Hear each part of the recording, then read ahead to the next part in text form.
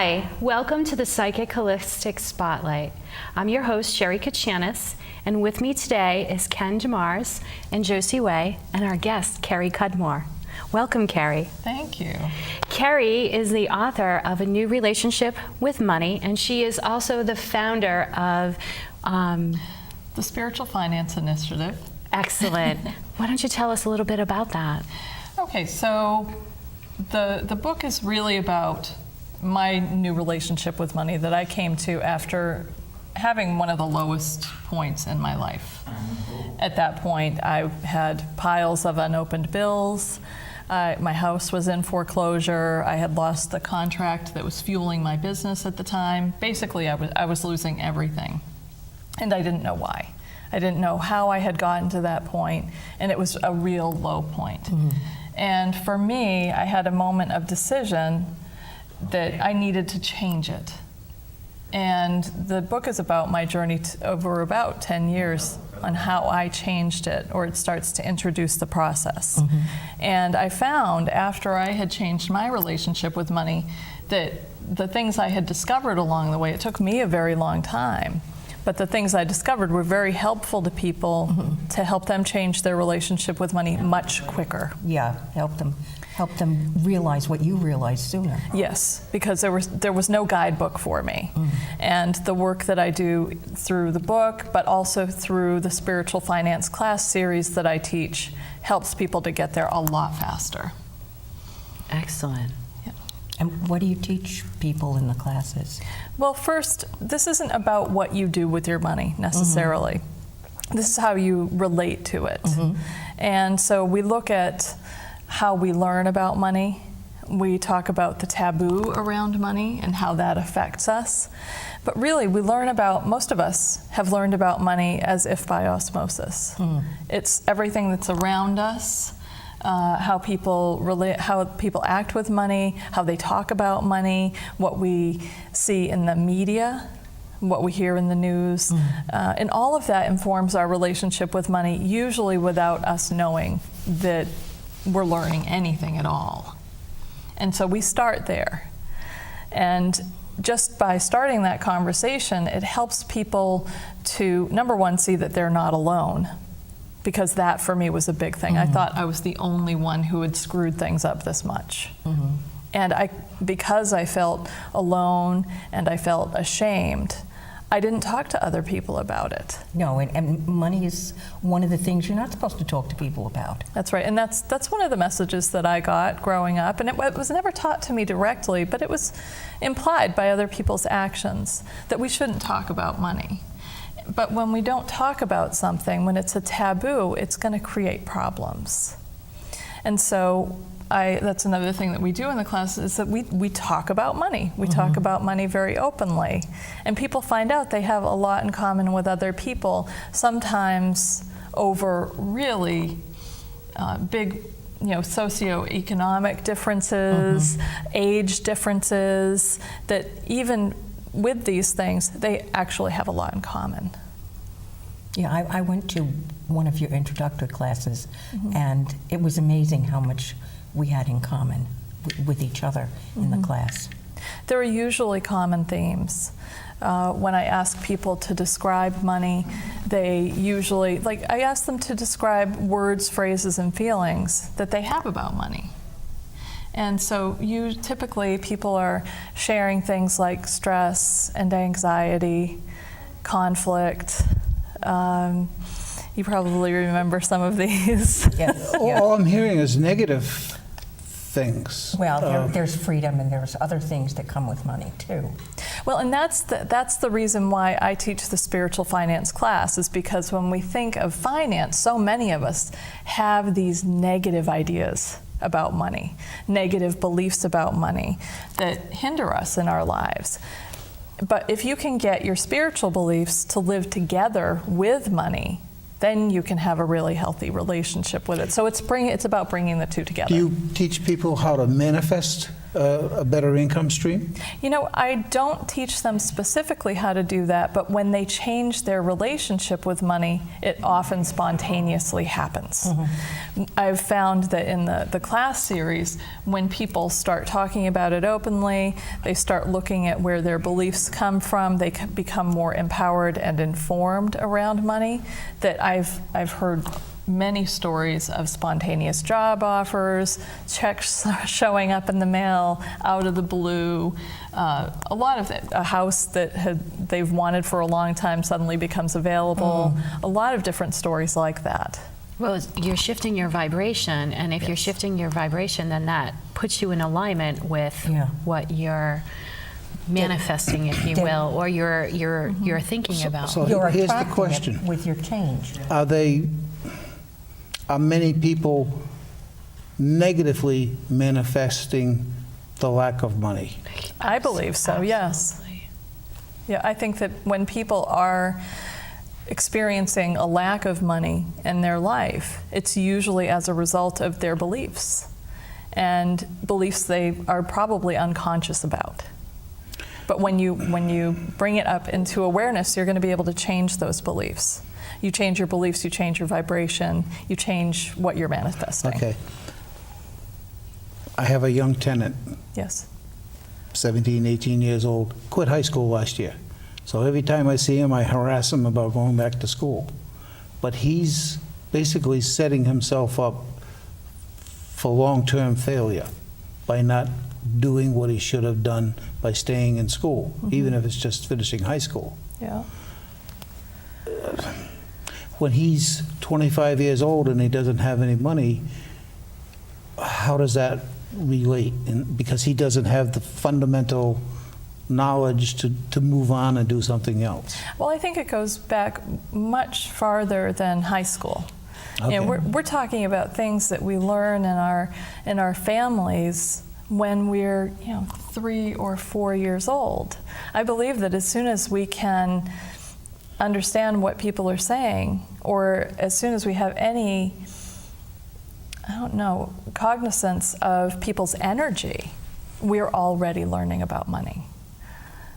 And imagine you have a belief system that's been created basically from the time you were born, and it's never been called into question. It might take a little while to turn it around. Now, as you was saying that, Yes. your necklace, Yes. you created this for your prosperity, I guess why did that necklace get created? How did it get created? This necklace I created when I was writing my book. And it was, for me, I wanted to create a physical representation of spiritual finance. And so everything here relates somehow to money or spiritual practices, spiritual belief systems. Okay, I see peace, Buddha. Not sure what else is. We've got a horseshoe, we've got the lucky toad from Oriental. yeah, China. and the cat, The lucky cat. the lucky cat, and and the carp. The jade carp is a symbol of a fruitful harvest. And What is that? A jade what? Carp. Carp. It's a fish. Oh, a fish. Okay. Yeah, so it's a fish. And each of the beads, all of these beads, the green ones, I made from money. Made from money? Yeah, so each one is made from the paper from money. And so for me, it was a real process of... So you physically cut them up, wrapped them up, Yes. and then varnished them or some such thing? Yes. Okay, that's neat. Yeah, so for me, it was really something that, That's why they're so unique. could bring spiritual and finance together, some visual for that. Do I hear a little influence of the I Ching in that, where they use money and different, a 9 for money and whatever? Yeah, there are so many different systems around money. I was interested in bringing them all together. Okay. Yeah. The I Ching uses coins as a divination system. Yes. you know. But there's certain aspects of it that you have to have money, and it has to be $9 or something when you're paying something off. And it's a little involved. There are a lot of different things, different belief systems around money in all different cultures, and I find them all very interesting. Well, in Judaism, when you give gifts, you have to give them in multiples of 18 because 18, they use numbers and letters interchangeably, and 18 has the two numerals for chai, for life. When they say l'chaim, it's to life, and chai is a 10 and an 8, the symbols, the numbers that represent that. Yeah. And I find that when people start to bring money in with the spiritual, because when we think of living our life according to our values, living our lives in what some would call a spiritual way, we don't use the same descriptors that we'd use to discuss money. Right. I have people describe, living life according to your values, and they share words like happiness and joy and trust and faith. And I find that if you can't describe money with those terms, but you want to live a spiritual life, a life according to your values, you're going to be in conflict with money. So let's bring them together so that you can describe money in the same terms you'd use to describe your values. I think the only term that I've used in the past, I'm sure I used others, but the one that comes to my mind is that money's only important when you don't have enough of it. It's a real problem when you don't have enough of it. And that's a belief. Yes. That's a belief that may or may not be true to you, but it's still a belief. And she was talking about I read the book, and I had realizations when I was reading the book that some of my relationship with money was developed at such a young age. I had memories of my parents fighting over money. There was never enough. There was this lack. And that I carried unconsciously within myself to now until, and then it was like, whoa. Is that what I want to believe about money? Absolutely not. So I wish to delete that and put in a new belief that money brings freedom, money brings joy, and that money brings possibilities for us to do. Opportunities. Exactly.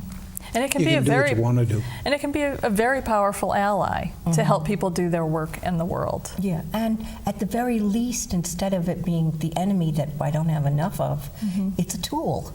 That word enemy Yeah. got my attention. Yeah, because so many think of it that way. I felt that way. Yeah, but it's a wonderful tool to provide things that you want and need. And I think of people who want to bring their life's work into the world, if you're distracted by, well, am I going to be able to pay my electric bill? Am I going to be able to pay my rent? Am I going to be able to put food on the table? You're not going to be able to bring yourself fully to the world. It's going to hinder you. And you won't be putting out the spiritual work that you want to. No, and I really believe that healers, artists, spiritual workers need to thrive financially so that they can bring themselves fully to the world. And that's part of the people I work with. Twice in 1982, it was suggested to me that I buy Microsoft. Once by a friend of mine, the guy you talked to tonight, and then by Spirit. That cost me $100 million by not listening to what they had to say. Wow. So that would have enabled me to do my work. Talk about spiritual finance. Right. But, Yeah. It happens. oh well. One of the things that was surprising to me wasn't even about the lack of money or an abundance of money. I teach these classes to a lot of different kinds of people, and one of the things that surprised me was that I heard one word in particular that didn't seem to have an economic point, and that was the word shame. I heard that word from people who were basically homeless, and I heard that word from people who had millions. And how is it being used? Well, that they felt either ashamed that they weren't able to provide for themselves, or in the case of having plenty of money, feeling ashamed that they have it, that other people didn't have it, that they weren't entitled to it, or feeling that, I better keep this hidden, or other people are going to have assumptions about me. And so I was struck by the commonality of suffering. That people with very little were suffering, and people with quite a bit were also suffering. And that to me just equates to it not being about the amount of money that you have, but the relationship with money that you have. I've never thought about that in that sense. I mean, I've never thought about people thinking about that, is what I guess I should say. I was raised to be very charitable, and I still have issues about, am I giving enough of my, either of myself and my efforts, or am I giving enough of my finances? How much do I take care of for my stuff, and how much do I give to others? And how are you with receiving? I have my moments that are good and moments that are not so good. Yeah, that's one of the things that I teach people, is how to receive gracefully. Because in order to give, there has to be somebody on the other end to receive. And when it's not received, it's painful. Yeah. It really is. It's the reason we like to give to kids. Right. Because they're such great receivers. They're open to it, yeah. They are. Yeah. But we shut that down. But there has to be a fluidity to money. Yeah. Now, how do we recommend we educate children about money? This is an interesting thing, because many people have requested that I teach a children's version of this class. And what I've found is that if I change the relationship with money that their parents have, the kids are going to get it. So I really don't have to worry about the children, as long as I'm educating the parents. But suppose you don't have any access to the parents, or the parents are in such a place that it's not practical to educate them. Well, if you're in contact with these children, you become the role model. You start speaking to them in, honest ways about money. Such as what? I'm trying to be a little bit specific here. Yeah. Well, I think of the different relationship that we have in our household with money now that I know better, and how that's influenced my son, for instance. When there was something that needed to be purchased, we'd talk about it in the open. So it was a dialogue that would happen, versus something that was kept very secret and silent and mysterious. This is out in the open. We're talking about it without being angry or being in a place of conflict about it. It's a discussion. And so his relationship with money is much different because of that. Because you're bringing it down to a pros and con approach on the value of a particular item, of the affordability of that item, I guess, same thing? Yeah, same thing. What funds are available? Yeah, but also measuring it against our values. And so if you're making a choice about what to spend money on, sometimes it's about, okay, which one do you value more? How old is he? Now he's 19. Okay, so he's a big kid. He's a big kid. He manages his money very well. He has his own checking account. You trained him well? Yes, I think so. Okay, that's a good thing. Yes. He learned. He's very conscious about money, where I was very unconscious about money at his age. My habits were informed by a belief system that I had that I didn't even know I had. He has an awareness that I never had at his age. I don't think when I was 19 I even thought about money. I grew up in the woods. I didn't walk down to the corner store in 2 minutes and buy something. Half an hour walk, so you didn't do it. Yeah, yeah. How would you describe your relationship with money? It's only important when you need it, or when you don't have enough of it. Lately, I think I've changed in so that I made mistakes in the past where it's like, you know what, I should have done this, I should have done that, so that I could do the things now. I want to build nice houses and rent them, so that I could do these things, and I don't have the limitations that apply to me now, because in the past, money was important, but it wasn't. Yeah. You know, I went out and I worked 40 hours and I got X number of dollars,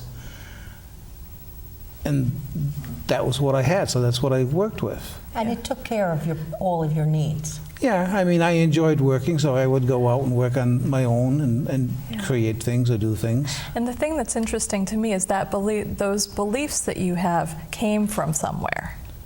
And that's the thing that's interesting to get into. I encourage people to be their most fascinating research project, because everybody gets their beliefs differently. But you learned that somewhere. I'd be curious about where that came from. Here's another aspect of it. I like to go to psychics that don't know me, and you get readings for what they're seeing instead of what you're feeding them or what they know from you. I was told that I had limited effects, I had limitations on myself because my grandfather had certain beliefs about money, and it was like a hereditary thing. Do you believe that this is possible? Absolutely. I think that our beliefs get passed down generation to generation unless they're changed. I'm not talking about a behavior. I'm talking about like a spiritual imprint. Oh, that he wasn't worthy. That's what it was. He just felt that he wasn't worthy of having success. Well, I believe that our beliefs impact our DNA, so it's sort of a yes and question, or answer. And we can, my belief with people like Sherry, is that we can change that belief within ourselves or within our DNA. And if you really want to go down the rabbit hole with this, I like to think that all of time and space is foldable and shiftable, so if I change it for me, I'm changing it back generations. Absolutely. Well, because Since time and everything space doesn't exist, only here. Everything is simultaneous, so that makes sense. Yes. Yes. Yeah. That's the way I like to think about it. I think that, especially when I think of the influence that the Depression era had on our beliefs about money, that belief that there's not enough. See where that came from. You know, it was a cultural situation that there was not enough. But that keeps getting passed down again and again, and it influences generations, you know, on and on until it gets questioned or changed. Well, there's comparables to that. If you think about World War II, like in Holland particularly, where the Nazis would limit the food that the Dutch people could have, and those people that would the kids that were deprived of food during that time frame, they still have that. They're carrying it to this day. Yes. About the scarcity mentality and the whole thing. So money will play.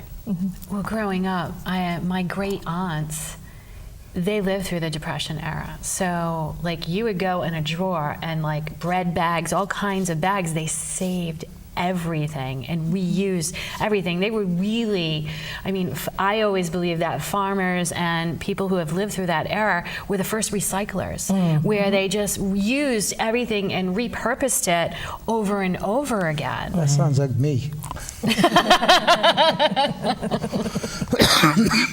Okay. But I remember, go to that drawer and pick out a bag. Well, what size? There would be a bag of small bags, a bag of big bags. There was a bag of bags all over the place. And every twist tie, everything that they, you know, and sometimes I think that's good because, like, with the world now, we need to recycle, we need to repurpose, we need to, you know, slow down. Yet at the same time, if we're relating that to money, what is that? What is that mentality? Well, I think there are a few different things in here. One, I think of the example of all the bags, and what does that imply? A belief that there won't be enough resources. Exactly. And so that to me feeds in with money. Exactly. And that's something that it may have been truthful at a certain point in time, but it doesn't mean it's necessarily truthful now. I mean, your example probably is.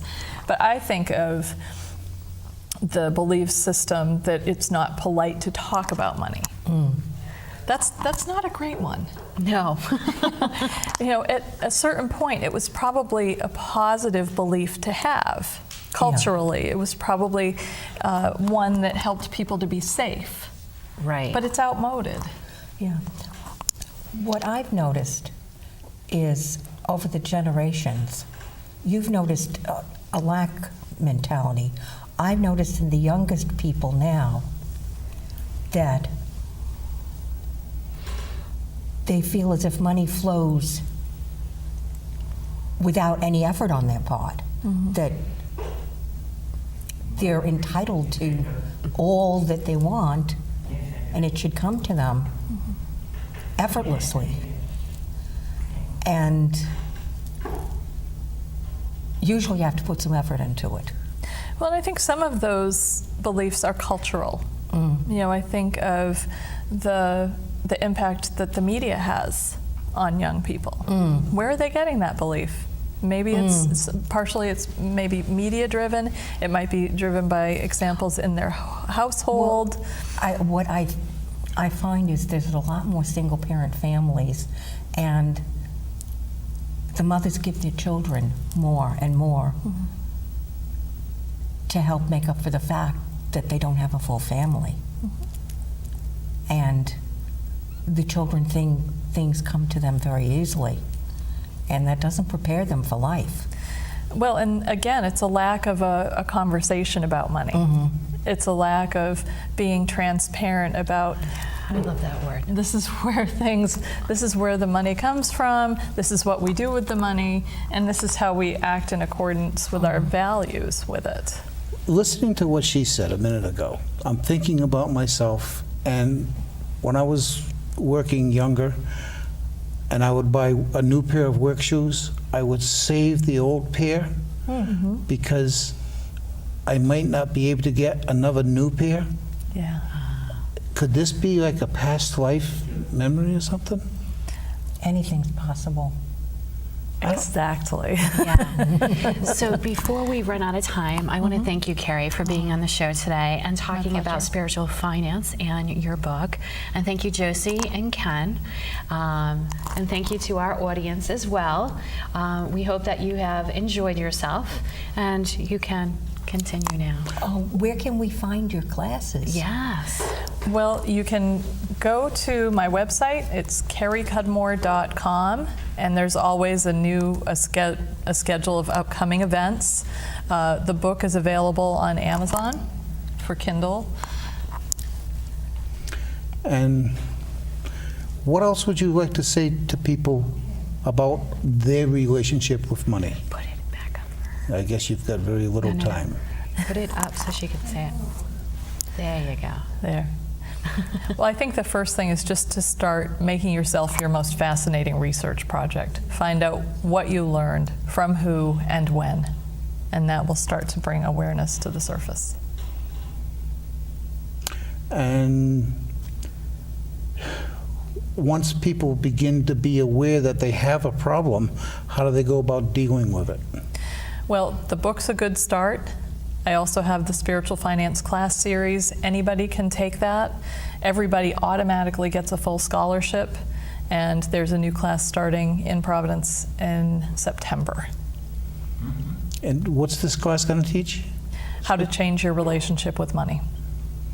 So it's good for everybody? Yes, it is. I'm going. She's going. I am too. She's going. Yeah. I'll be there. Go ahead. We wouldn't have it without you. But, okay. Does this tie in to the firewalking stuff that you do, self-confidence and your ability to make money? I think it all boils down to empowerment.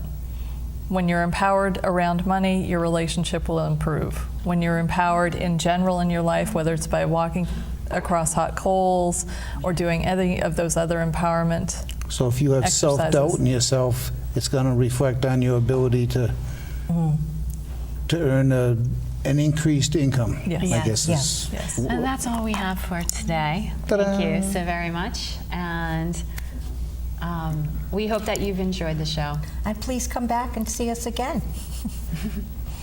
Talk about us. Find us on Facebook, like us.